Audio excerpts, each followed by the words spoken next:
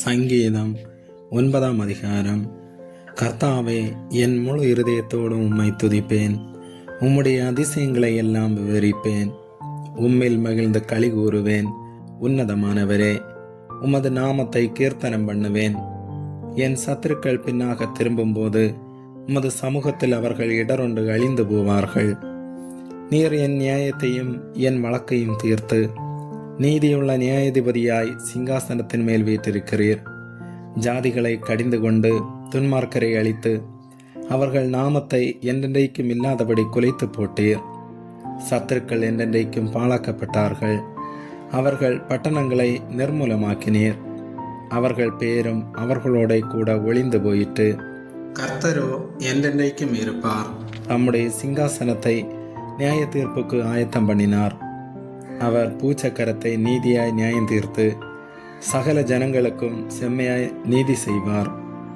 சிறுமைப்பட்டவனுக்கு கர்த்தர் அடைக்கலமானவர். நெருக்கப்படுகிற காலங்களில் அவரே தஞ்சமானவர். கர்த்தாவே, உம்மை தேடுகிறவர்களை நீர் கைவிடுகிறதில்லை. ஆதலால் உமது நாமத்தை அறிந்தவர்கள் உம்மை நம்பியிருப்பார்கள். சியோனில் வாசமாயிருக்கிற கர்த்தரை கீர்த்தனம் பண்ணி அவர் செய்கைகளை ஜனங்களுக்குள்ளே அறிவியுங்கள். இரத்த பழிகளை குறித்து அவர் விசாரணை செய்யும் போது அவைகளை நினைக்கிறார். சிறுமைப்பட்டவர்களுடைய கூப்பிடுதலை மறவார்.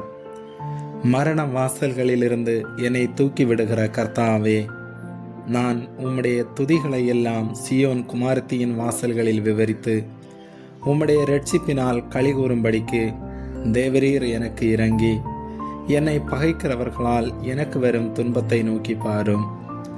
ஜாதிகள் தாங்கள் வெட்டின குழியில் தாங்களே விழுந்தார்கள். அவர்கள் மறைவாய் வைத்த வலையில் அவர்களுடைய காலே அகப்பட்டு கொண்டது. கர்த்தர் தாம் செய்த நியாயத்தினால் அறியப்படுகிறார். துன்மார்க்கன் தன் கைகளின் செய்கையிலே சிக்கிக்கொண்டான். துன்மார்க்கரும் தேவனை மறக்கிற எல்லா ஜாதிகளும் நரகத்திலே தள்ளப்படுவார்கள். எளியவன் என்றைக்கும் மறக்கப்படுவதில்லை. சிறுமைப்பட்டவர்களுடைய நம்பிக்கை ஒருபோதும் கெட்டு போவதில்லை. எழுந்தருளும் கர்த்தாவே, மனுஷன் பலன் கொள்ளாதபடி செய்யும்.